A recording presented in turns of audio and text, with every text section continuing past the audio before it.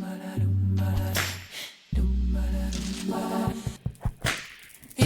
the fire, here we go. Into the fire, head to toe. Into the fire to be seen. Into the fire to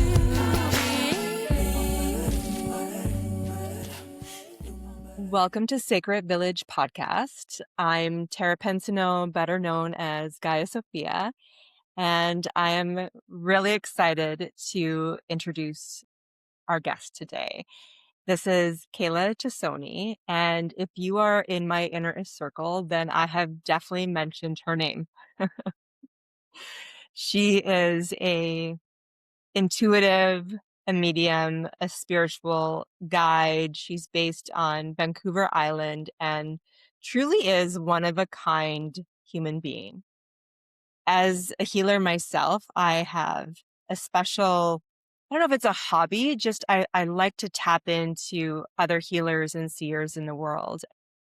Kayla, you really stand out as far as your presence, your compassion, and what you're able to tap into. And I know right now in our world, there is so much going on in the seen and unseen worlds.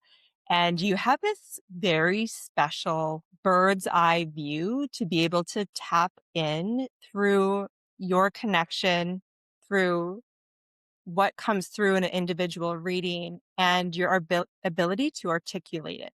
So it really comes together in this unique gift into the world.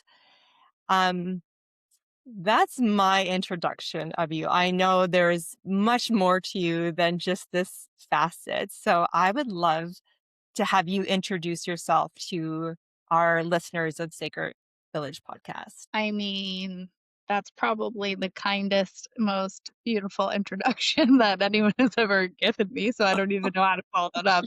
I'm very humbled and privileged that that is the way you see me. I mean, it's a good thing that we don't see ourselves the way everyone does, or there'd just be egos flying around everywhere. But yeah, so I am a intuitive, psychic, medium, all those gifts that we all kind of have.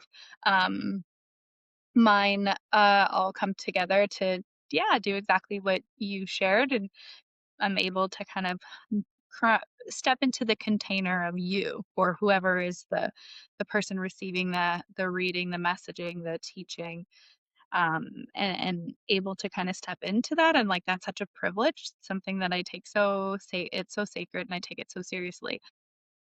And then, to be able to enter someone's kind of that container and hold that space with them is such a beautiful gift. And I'm grateful every day I get to do this work. I've been doing this work I started my business in about 2019. Before that, my background is like social work, child and youth care, psychosocial counseling with kids. I kind of mainly worked in domestic violence sector, child protection and whatnot. And like most people that have experienced any type of trauma, which is, I mean, everybody in the world, but we all kind of birth this part of us that wants to help and heal. And so I stepped into that role, into that field, like most people do, not really realizing that my nervous system, because of who I am and how I show up in the world and how open I am, my nervous system definitely over the years took a hit with that. So I decided at some point around the time, I think it was maybe a few years after I went through a big awakening when I adopted my oldest daughter, to kind of leave my field and my career and step into this role. But I live on Vancouver Island, with my husband and my 3 daughters and 2 dogs and a cat. It's just, other than my husband, it's just all girls in this house, all female animals, everything. So a lot of feminine energy here. And if you ever met my husband, he's like the perfect blend of masculine and feminine and balance to kind of like have all of us. And so it's a sacred space over here too, which I'm very blessed to have. But yeah, my work day-to-day life, it consists of seeing clients and supporting people and raising my children. But yeah, that's kind of me. Yeah, lots of goosebumps and different rivers that we could travel down from what you just shared. Blessings to your husband, who must be a very special man to have the gift and honor to be an anchor for you and for the family of women. Like, I truly do believe we're having this reclamation of our just original essence coming forward during this time, and to have a protector and a safe space for that to like blossom within us. Like, it is a necessary component to have in our reality right now. But that's one of the tributaries that I'm not traveling down yet.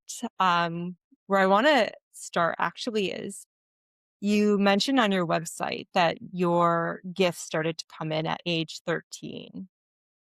Will you speak a bit about what that was like? Because from the outside and having experienced your work, I can't believe that you've ever done anything else. Like, it's amazing that you did social work and you worked with family and youth and domestic violence. Like, I really do see and feel the trauma informed embodiment that you come with. It's very beautiful and it's very safe. And it's very unique. So I see that as a necessary ingredient to who you are today. But I also see this very unique gift that, if it started at age 13, there's a journey into understanding what that is, into embodying what that is, and finally to work with it. So we speak a little bit about that, of how that came in at 13 and what that was like for a 13-year-old. Maybe there's less blocks at that age, but it's also a part of adolescence that there's a lot of comparative thinking at that time too, and self-judgment. Absolutely.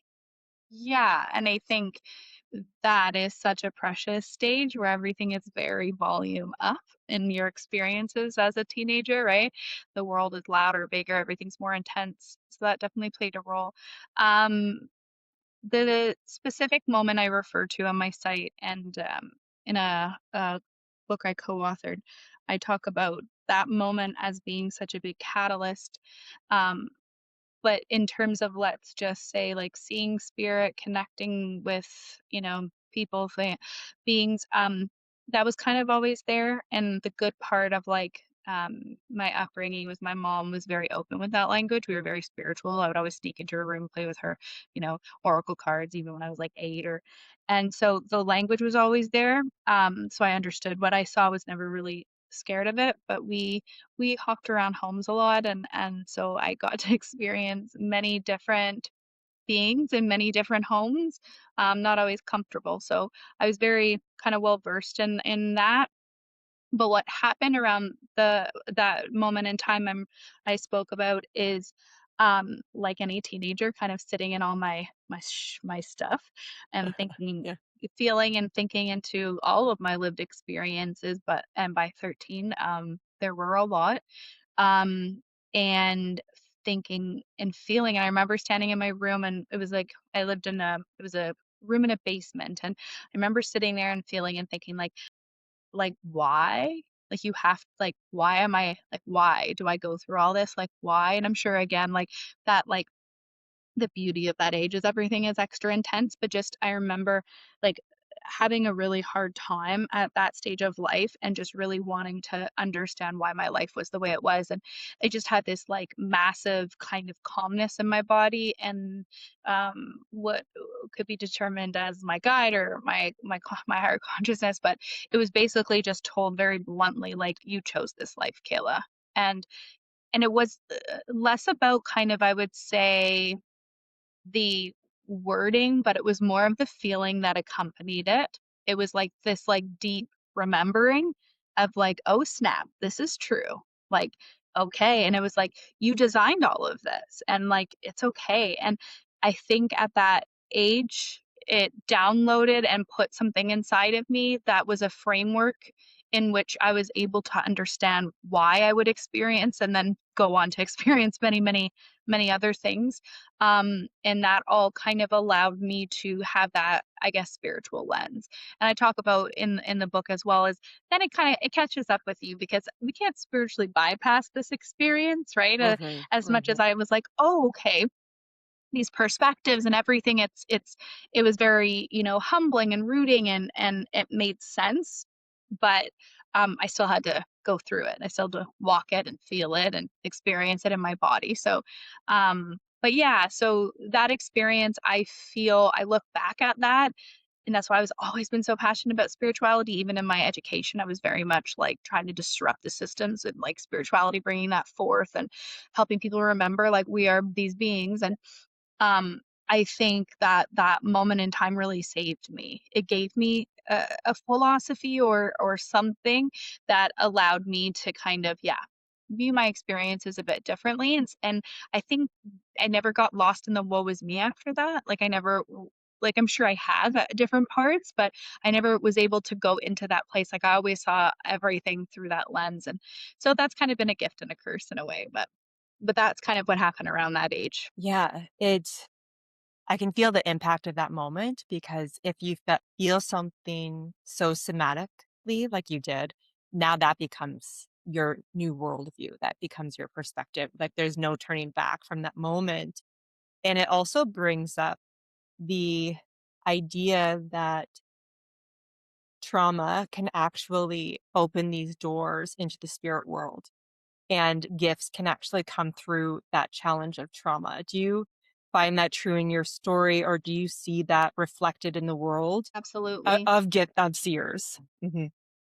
Yeah, I think um there was a few things that came in when you said that, but yeah, there's a rawness in humanity in experiencing trauma. There's such a vulnerability and rawness in being in that space that I think it's always a choice. Those things act as such big catalysts for us, and we can go one way or the other. And so often, because this information isn't out there and our systems are so broken, people do go the other way and they do get lost in that vulnerability and the trauma and the impact of their body, and they do want to check out, or they do want to, find a way to sidestep all of that experience or exit their body or whatever it is they're doing. And I think those moments are such a beautiful catalyst. And I think if you are one of the ones, let's say, that are lucky enough to have a bit of that spiritual foundation, I think that is a massive protective factor in those moments of experiencing trauma. And it can be a catalyst to go deeper into that relationship with yourself and your relationship with the body and your relationship with this human experience. And so, yeah, I would find most healers, most people or seers or intuitives, they've gone through it all. They've had to experience that for a variety of different reasons. But yeah, I remember when I was young, I can't remember, but I was listening to Oprah, and I can't remember who she had on, but I think it was maybe Oprah herself, but she had said like being depressed and like struggling was always my favorite moments in my life, because they were always the moments where I was able to fall so much deeper into myself and explore, and I always came out kind of rebirthed. And I remember thinking that at that age. And I mean, again, I didn't get to spiritually bypass having to have those experiences for myself, but I was able to like hold that space and know, okay, this is temporary. This is just a opportunity for me to go deeper into self, and how much of a privilege that is. But yeah, I think, yeah, trauma is the it is such a beautiful catalyst for spiritual growth, if you're able to, I guess, move into that direction, and that's not always the case. Does that answer what you were kind of? Yeah, definitely. Again, one conversation spiders into a bunch of tributaries of potential rivers.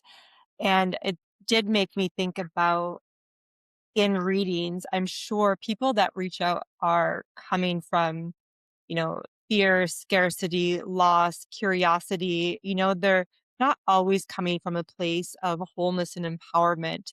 Otherwise, they might not be seeking a service like yours. And when people are in the throe of the heaviness, sometimes that perspective that this is a privilege, this is an opportunity, like you chose this, it's really hard to take that in. How how do you navigate that? I like that Yeah. laugh. I think the best way to describe that or explain that is when I enter that container, kinda like a globe, and I get to walk in that person's globe. That globe is kind of an energy imprint container of them, of their experiences, their strengths, their limitations, their human, their soul, their everything. And when I am in it, I get to embody them in a way where I, in two ways. One, I know what to say and what not to say. I know where people are and where they're not, and what type of truths they're able to kind of hold at that particular time. So there's that part of me, but then there's also the fact that like just their higher self that I'm connecting to in the consciousness, and that container, that globe is all knowing. So they know Hmm. also what's coming through isn't, it will be just, in my experiences, it's just enough to challenge and offer insight. And the way it's done is always dressed so differently, and the way Yeah. in the frequency and vibration it's omitted to them is always such, it's just caters right to their needs. It's very, very few and far between have I had like got off a call and been like, oh, I think that was like too much for them, or that's very rare. I think they get exactly kind of what they need, just enough to disrupt them just a little bit. I'm a disruptor. I'm also here to be like challenge and truth bomb and that. But for sure, there isn't a lot of solace when you're going through that, and that is like where you kind of lean in to support that person more in their humanity and their having compassion for their human experiences, and that kind of lens is more helpful in that stage versus just so you know, this Yeah. all happened for a reason. You chose this, not super helpful in those moments. Yeah, it's true. You do have a very trauma informed lens. I think partially that's who you are, and partially that is how you receive the information to be of the most benefit at that time. It does bring me to there's this gap, right, between 13 and the original awakening into how you show up in the globe with a client now. Bring me through that process. Like, how did you go from the original somatic imprint to how you truly step into a field of someone else in the way that you do now, and to trust that process of how it impresses upon your field? I'm still learning every day of how I work, what's available to me, what I can access, where I need to strengthen or limitations within. And there's so much of my gifts, because it's also intertwined in who I am and how I show up in the world, that I'm like still uncovering and still learning. Um, but I would say it was really hard because at that particular time, we're going into like 20. So I just came out of a massive awakening around 2017, 2018 Maybe when we I should adopted. pause there and unpack that a little. Yeah, absolutely. Okay. I I had so I guess I adopted my oldest, um, and she was about, in 2017, she moved home. She was just before her second birthday. And I, at that time, so ignorant, thought that I had kind of done all the work I needed to in my experiences at that time. And she came in like a ball of fire and lit up every part of me that still contained any bit of darkness, shadow. And yeah, that brought me to my knees pretty bad, pretty fast. And yeah, so we had a lot to work through. So that was kind of, I think, the biggest. I would say that was also um the biggest body. And it, when really looking at timelines, around 2018 anyways, when things started to really shift anyway. So a lot of my body stuff was coming online, like opening, activating a lot of me that would eventually be serving me in the future. So that was a big awakening period. And then I kind of held on to my career through threads, but also knowing as well very deeply that I'm done with these systems. Like I just can't work in them anymore. So that also helped. But that brought me to when I started this work. And I think every year that had kind of unfolded at that time was very organic. I was always very gentle with myself. I had searched out kind of at the beginning, I sought out like mentors, but no one would ever really get back to me. So I would say, like, I really had to figure it out myself for all those years. And my guides were a good help. And I think the biggest uh, piece of advice that I received, that was probably the most helpful, which is multi-layered. I mean, it's simple to say to trust, but it's like, what am I trusting? And again, the thing that I was told one day by my guide, Noah, he was like, he I was really anxious. I would get so nervous before clients, like so nervous, so anxious. I would spend way too long preparing and doing all the things. And he finally said, "Oh, he's like, it's just not about you." And I was like, I know. He's like, but no, it's not like about you at all. Like, and I was like, okay. And then this realization of like so much goes into that moment in time where someone, and I was working out of my home office at that time, so much goes into bringing that person to my home into that space. So much that's way beyond any of my conceptualization. So I was able to be like, okay, so I'm just this conduit. I'm a puppet in a way. I'm just here. And so if I can like get out of my own way and just like lean into that, I mean, that really was the start of being able to start to embrace these things that were coming in. And then a lot of it was trial and error. A lot of times I would hear like a name come in or something really strong or have an image, and I would like filter, and I would just like try and like sidebar to like, oh, okay, well, I kind of, and then after they would be like, say it bluntly. And I was like, oh my gosh, Kayla, why don't I just say that? So it was a lot of like, trial and error of trusting myself and building that. But yeah, I feel like I kind of sidebarred into your original question. So do you want to rein me in? There's always so many places to go. Yeah, so the awakening with your daughter, it sounds like she just her, I don't know, her fire of a little being that she is, didn't leave any stone unturned. And in that, now it's bringing up in your body what has not been processed through, we can call it intergenerational trauma. Like I really do see this now moment is coming from the culmination of all that has been left undone of our ancestors and our past lives. And when we are in bliss and peace and the divine, it just flows, right?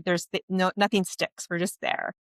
But the sticky parts that get tucked away, they come up because, there needs to be a conscious, loving witness to it. And when that happens, it's like that's enough, and there can be a whole story and process around how that comes to be. But I find there's like one moment where it just touches consciousness, like from God, from divine, and then it unfurls and we move on. But I think the sensitive ones get maybe more because the one that's orchestrating this whole thing, including our oversoul, knows that we won't be able to feel peace and bliss until we move it. So we work for it. Um, I joke sometimes that in my next life, I'm just going to be a baker, just bake food, just it. But it's a joke, um, and it. So I love your guys saying like it's not about you.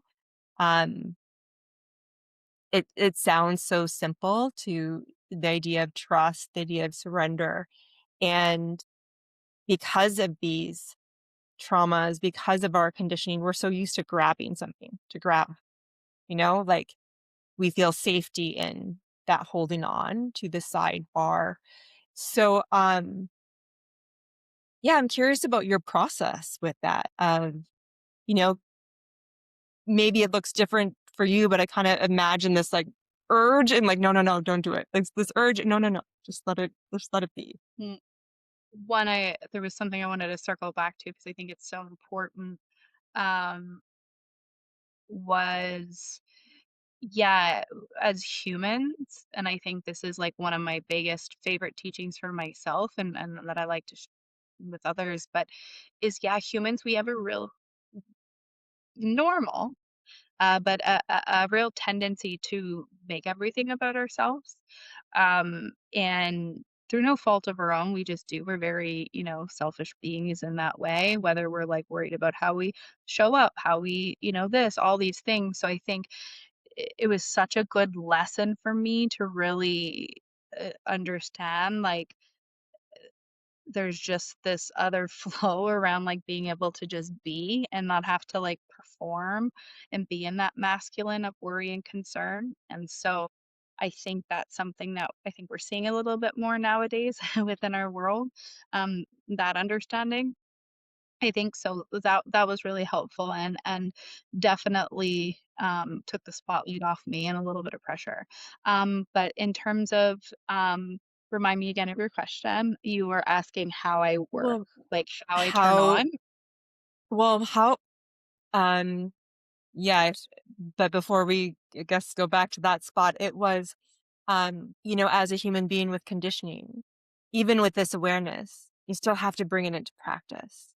And there's still a process of not letting it not be about you and to surrender and to listen.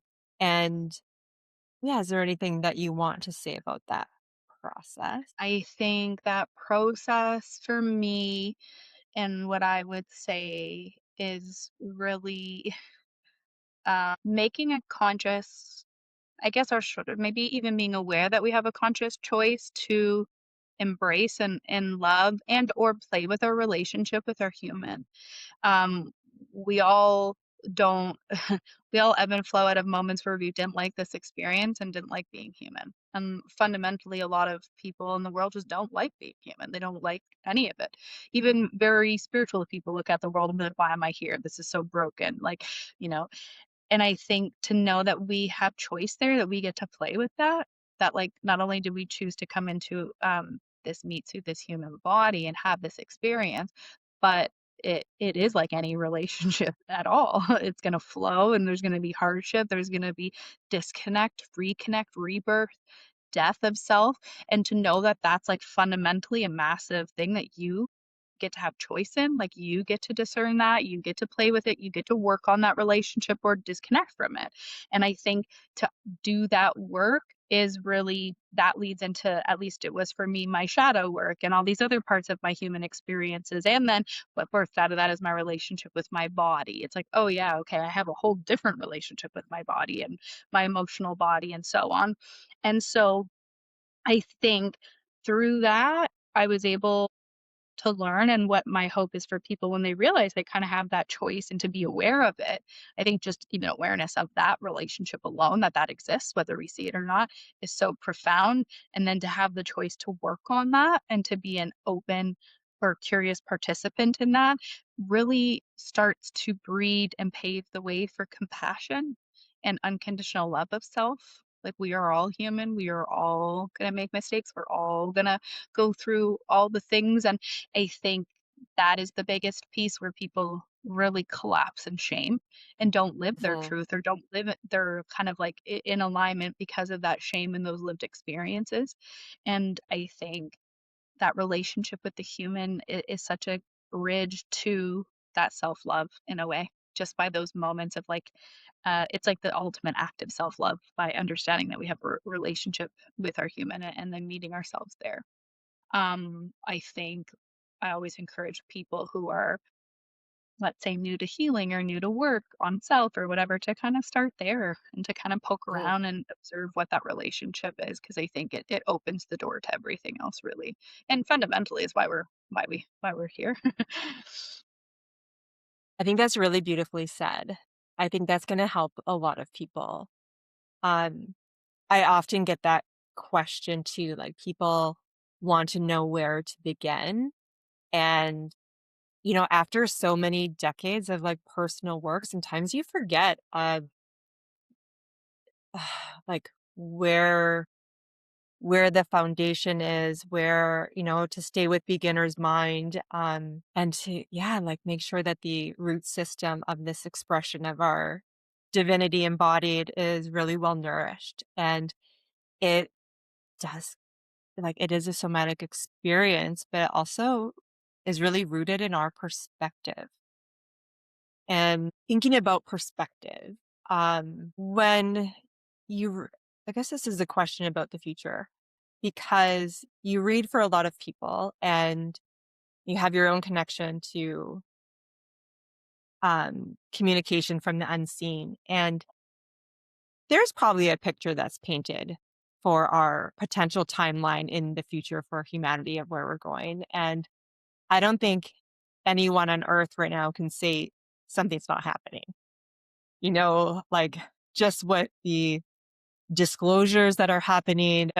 I don't even want to say the word, but the Epstein files that are out into the world right now and just catching wind of some things. And it's like, we intuitively know, even with our relationship to the celestial interdimensional beings, like a lot of us are tapped into that, and it's becoming, instead of fringe, like more and more of our common awareness, like something's coming into focus. And I personally believe that our future reality is really shaped on our worldview, and that, that's the greatest war that is happening, is on our consciousness and where we decide to put our thoughts. And that opens up the door for the future. So just wondered if you want to speak to a few things, like what you see coming down the pipes and how much our perception and our consciousness shape the future, and how it shapes us. It kind of Ooh, gets a little like yeah. nonlinear in these realms. Yeah, no, I think, yeah, because it's all also relevant and important. I mean, I love what's happening in the world. I'll probably be one of the only few to say that. I've loved what's happening even going back to 2020. I think I got a bit of a heads up from my team. I started to see things shift around 2018, 2019, and readings 2020. 2020, obviously, big moment, but I loved it. And while everyone was kind of, and this isn't like me tooting my horn in any way, shape, or form, but while everyone was kind of going through it, and I definitely got, you know, the the fear got the better of me sometimes. But what I kept hearing, what I kept getting through all these readings is like, it's time. It's like, 2020 was like this flashlight shining down on all the dark parts of the world, all the dark parts of the world that we basically contributed to at some point, in terms of the systems, in terms of the indoctrination that happens in this experience. And so I've loved watching it unravel and dismantle. Um, do I think that it's slow moving? Yeah, we're in a really slow moving kind of time around it in terms of like where I would like to see things go, or where I think everybody in the world would like to see things go, like peace and all of that. Um, but I think it's good. I think it's everything that's playing out on the world stage right now is giving every human an opportunity to discern the difference between um, right and wrong, their consciousness, how it's framed, where they want to put love or where they want to withhold. And I think that's ultimately, it comes down to unconditional love. And I think that's impactful. So I'm always a believer that like the truth will prevail and that, where love stands, love grows and it breeds more love. And I think if we as humanity can kind of choose to continue to do the work on ourselves, come back to ourselves, remember who we are, remember why we're here, and choose love because it is a choice. I can withhold something from someone or I can give. And love is one of those, let's say, you know, commodities we can't see or touch that is unconditional, but also it is limitless. And we also put a lot of conditions on that in humanity. And I think a big piece of where we're going is people kind of uniting and coming back to that and offering unconditional love to every aspect of this experience and every person, race, culture, gender, etc. within that, whether or not we agree fundamentally on things or whether or not, but just to offer love. And I think that breeds that. And so I think it changes and shifts our consciousness. But I also think that this work started long before 2020, it's been starting for a long time. This kind of like buzz of this vibration that was, kind of slowly birthing, kind of like every person who ever thought like, whoa, we're all interconnected, or whoa, I can give love. Like every person who came here and thought that over time started this ripple, this bubble of like this consciousness on the planet. And I think, we can bear witness too in lots of ways, even if we can't name it, that this energy has kind of exploded in a way that is for us. But I think a lot of people, it's I think it's also forcing people to move through their things really fast, and that's really uncomfortable as well. And timelines are shifting really fast, which is uncomfortable, and so a lot of people don't like living in this time for that reason as well. But I'm really hopeful in where we're going. I think it's going to be another 10 years ish, 7 to 10 years before we start to really see um, the rebuilding of some of these systems that we don't like, educational systems, healthcare, that. But I think um, that everything has to get so ugly, and it has to be dark, and it has to look the way it looks, because in order for the change to happen. So, I mean, I'm really hopeful of what's to come. I don't know about you, but yeah, it feels like such a wild time, and I think it's hard to stay in that perspective of like, this is all good, this is all unfolding for our highest and best in humanity. It's easy to get caught up in all the little things, but I look at all the releases of everything, and everything that's playing out is just pointing to these bigger systemic issues that um, are getting harder to ignore. Hmm. Yeah, I see from my perspective a lot of if we are eternal beings that actually never die or are born, maybe we were born at one point from pure consciousness into a materialized expression, we our normal place of residence isn't here on earth. And if we're timeless beings, like why not go into a system that is um confined and in prison? Why not go in and shake it up? So I feel like there's a lot of us, for lack of better words, star beings, big beings that are coming down into the earth and taking these different roles just to start that process or be part of the process of liberation. Oh, I just get goosebumps as I say that. So I'm a believer. I'm a full, wholehearted believer of where we're going, and I just want to be a part of it. And also, we are coming into a really dense vibrational field. And so we come in and we agree to take on karma, take on conditioning, take on distortion, fears, limitations, all of those things, because we know that we somewhere else in our DNA, in our being, we also remember our unlimited self. We also remember peace, bliss. And we know that that energy is, I want to use power because it's not about power. It's like, but when we tap into it, something doesn't have power over us. Now we can create a reality. And I think that's the important differentiation. It's like we can become interwoven with these dense energies of fear, of instant gratification, of me. And then we almost get looped into this pattern. It becomes like a magnetic field. And I think that's what we incarnate here into Earth. That's what we agree to.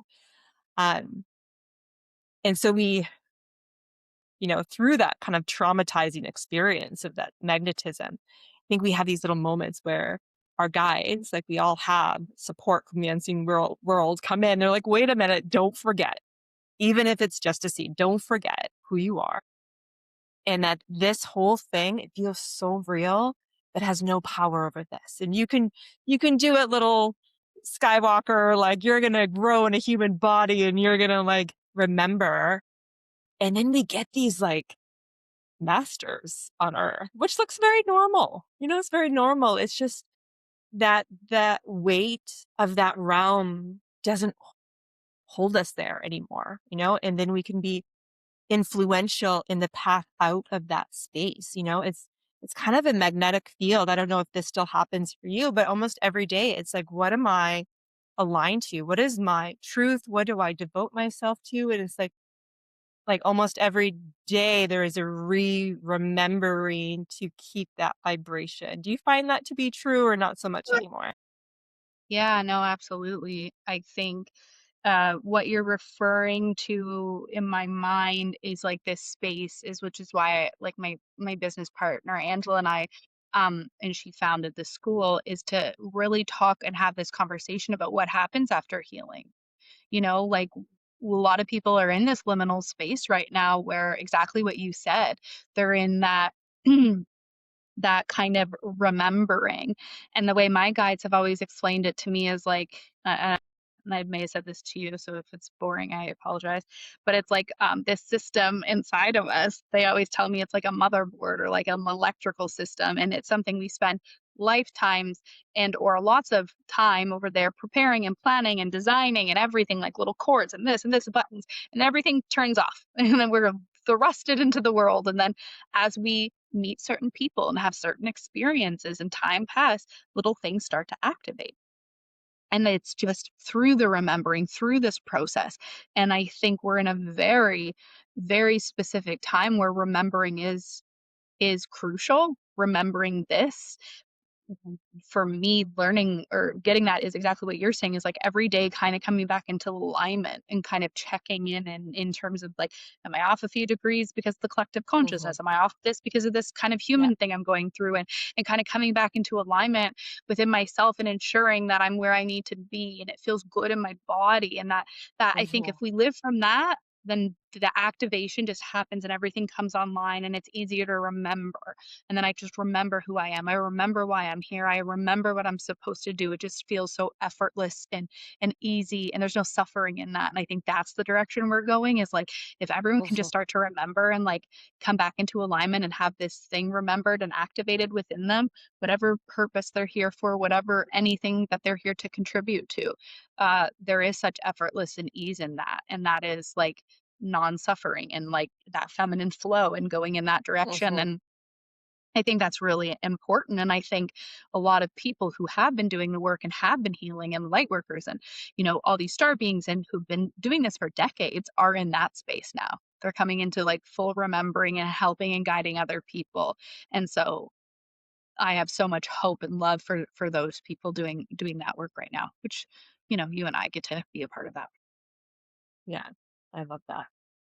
You mentioned your business partner. It's a good segue into your projects. You've got some iron in the cooker that's, I think people need to know about. And I know a little bit about it, but I would love to hear your perspective and your passion for this school that is emerging. Yeah, thanks for letting me share this. Yeah. Um, Angela Slade is a psychotherapist, and she's been doing this work for a really long time. And she's been very much into, feminine empowerment and whatnot, and has held quite a presence in kind of her online offerings over, the last however many years. And so tomorrow she'll announce on her Facebook page kind of the coming together of the school. We're slowly working on everything behind the scenes, very much in the feminine flow, very much letting it just kind of unravel in its own time and its own need to birth. But essentially, it's Sacred School of Remembrance, and it is going to be an online and potentially in the future a physical school, but a space in which we will hold a membership, which is called the Rise of Remembrance, to have these conversations essentially, is to bring people who have done the work. They're healed and they're all in that middle ground space, like in that liminal space. Okay, I'm here. I know me. I'm here. This feels good. I'm in alignment, but like there's something next. There's something, and I just don't know. Helping people remember, like, they don't need to have that external validation. They don't need to go through that other course. They don't need to do that thing. It's just about coming home and talking about coming back into the body and becoming whatever you are meant to be, and kind of that sovereignty in that space. So having lots of conversations about that is kind of the fundamental foundation of the school. And then there'll be courses and other things while our faculty starts to emerge and whatnot, and all the offerings. But yeah, I think it's such a beautiful time because, for there are just so many, even of my clients at different ages and stages, are in that space. I don't know what's next. What do I do? Like, they've done the work, they have that toolbox, they're just like ready. And I kind of see a lot of it as like also too, like, this stage of life is almost like there's going to be more massive awakening shifts happening in the next few years Yeah. of different parts of the world. So I think a lot of this liminal space is also to I guess like just regenerate some energy, like hold that for a little bit, learn how to be and just be okay with kind of that energy reserve Yeah. before a lot of these workers, us probably included, are like, okay, now Mhm. you got to go and do this in the world and this and that. So yeah, I'm really excited about what the school is built on. And Angela's done a really good job at kind of creating this certificate program for people to move through.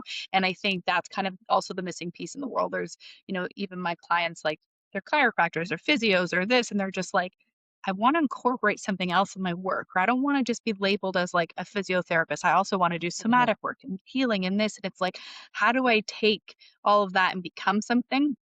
And so I think we're going to start to see the shift of that, like less labels around like, oh, I'm Mhm. this and I'm this. It's more of like, these are my offerings, these are my services, and it's kind of all encompassing to kind of speak to all aspects of self. But that is essentially what the school is, and we're going to do the spring equinox. We will kind of, I guess, start opening the doors to that, but it's all kind of unfolding right now. Okay, that's just around the corner. So Yeah, good time for this podcast to come out, and I'll make sure to get all the websites and social media so that we can put it in the show notes and yours as well. A couple things that were tagged through that. I really liked what you said about this liminal space.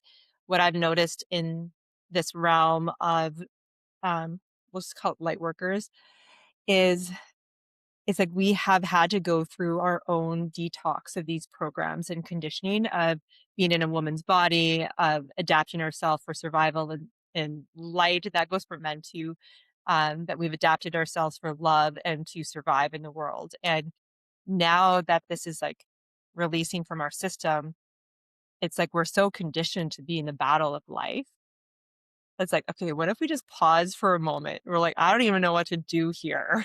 It's like, and it's like, yeah, let there be a big pause because this time, I don't even want to use the word battle anymore, but like there'll be inspired action of service to um, what's on the other side of all of the learning of being inundated into the conditioning of a human form and then coming out of it. And I think that's where this grand awakening that's happening, like some of us have been on this journey for a long time. So it's very normal for our consciousness to change, for us to see that as we change, the external world totally shows up differently.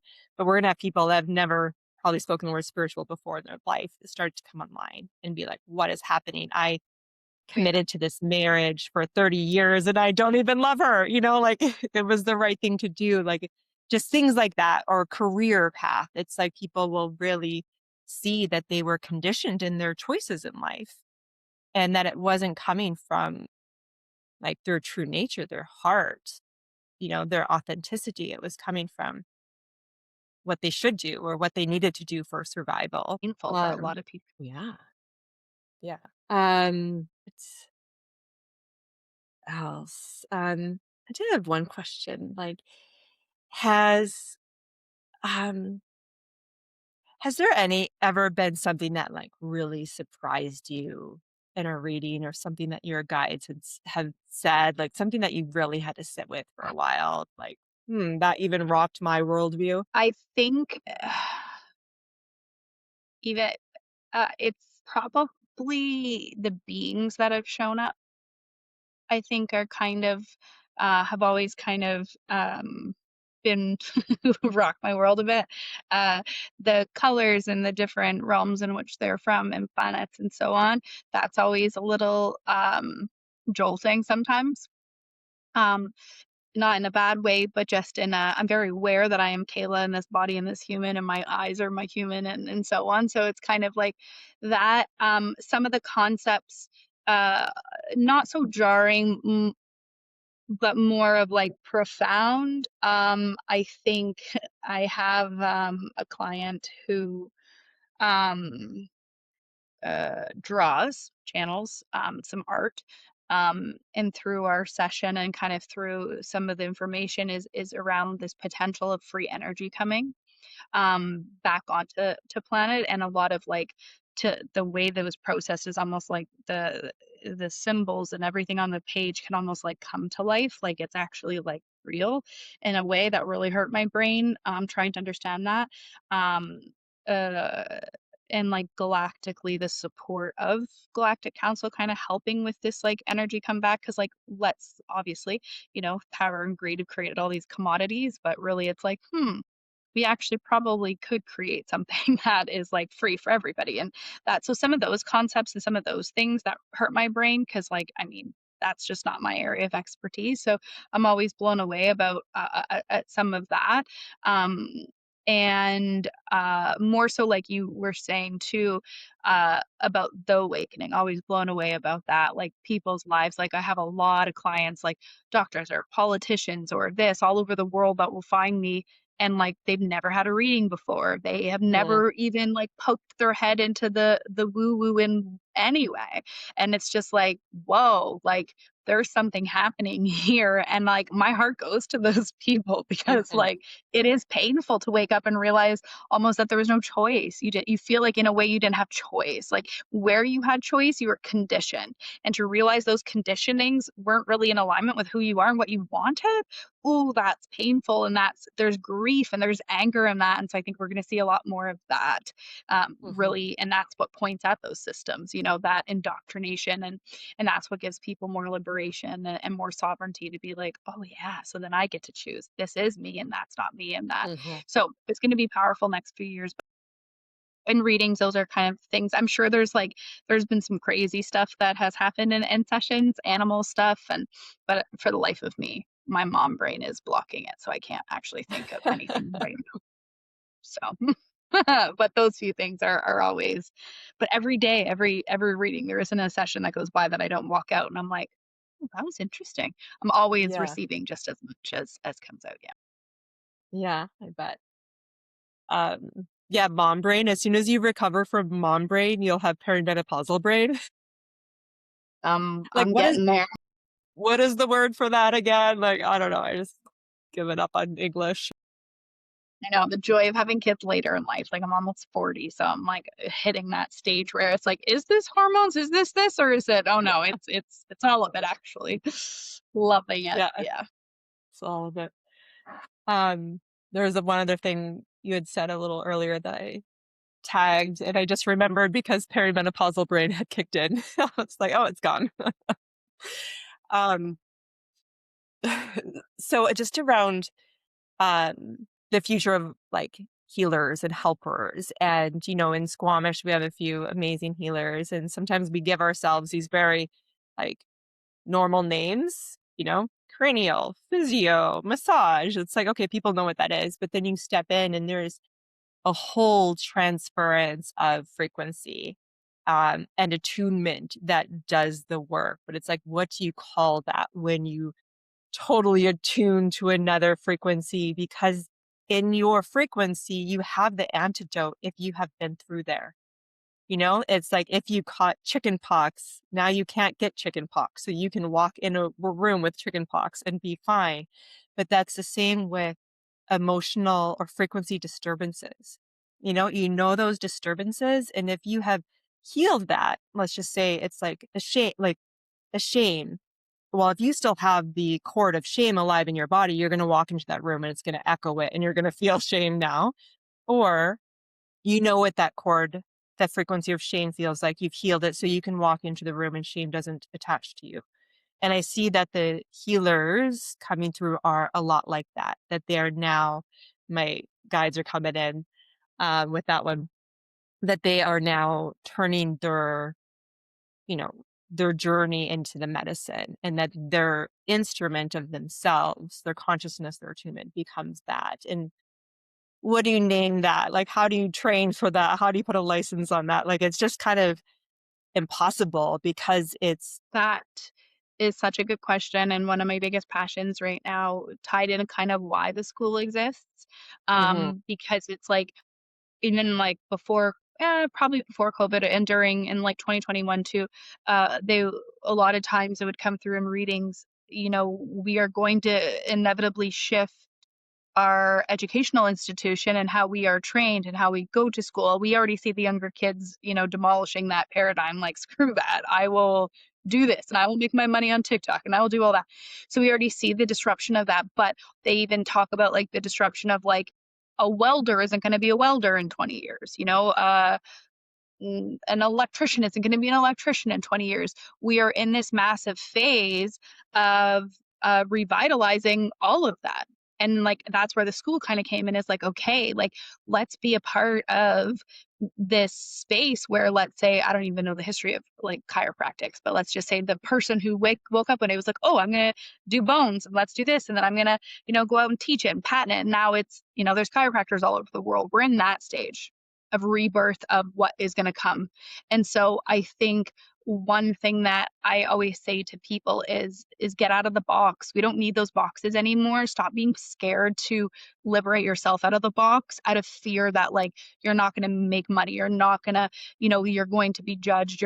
I think there's such liberation and trust in being able to do that, and then following that and naming that.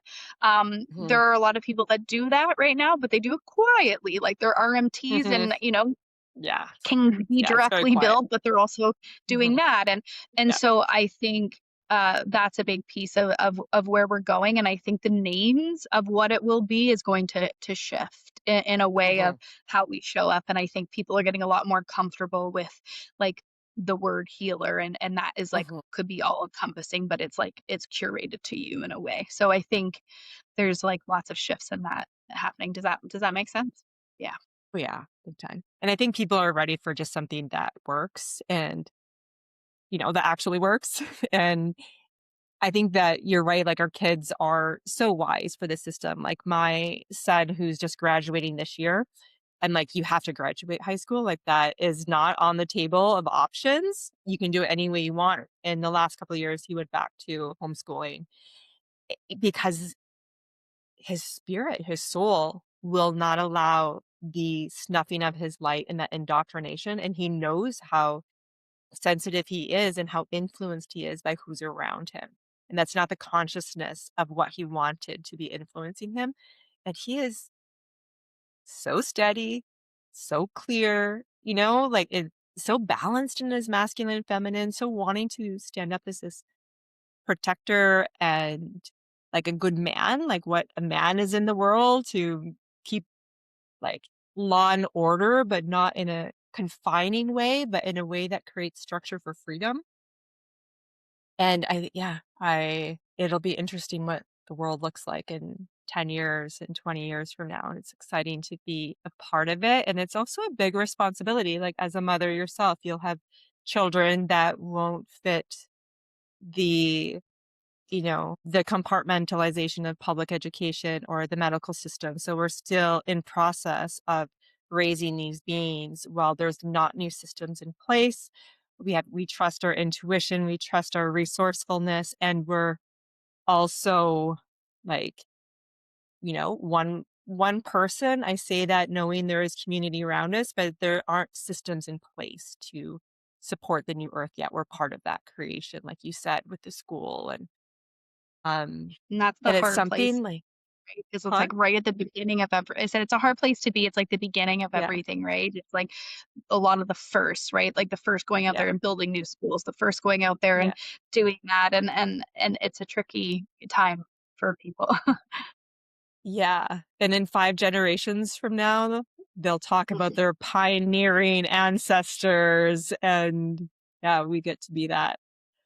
Absolutely. So I want to start wrapping this into a close. It's been a fascinating hour of my life, and I really just appreciate your genuineness that you bring, your ability to articulate and be in service, like just even through this hour, like you are serving those that are listening to help them along their journey of their own becoming. And you are in just a humble, beautiful way of, you know, the divine feminine in her motherhood, in her one day cronehood, in her wifehood, in her Like you bring that all to the table, all the faces of the feminine, and it gives permission to others to do the same within their own self. So, yeah, thanks for Mm, being you.